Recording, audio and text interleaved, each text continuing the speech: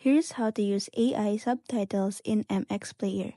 On your MX Player, choose a movie that you're going to watch. Once you have already choose a movie, you will see there a three-line button that you can see at the upper right. Click on that.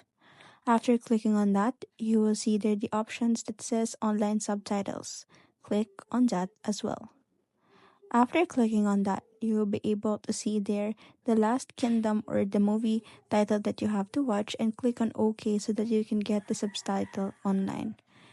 Afterwards, click on the download of the subtitle so that when you watch the movie, there is a subtitle that will appear on your end. Now to make it an AI subtitle, from the subtitle options, click on AI subtitles translation.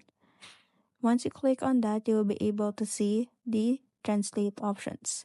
Now click on the translate option so that it will now translate the subtitle that you just downloaded.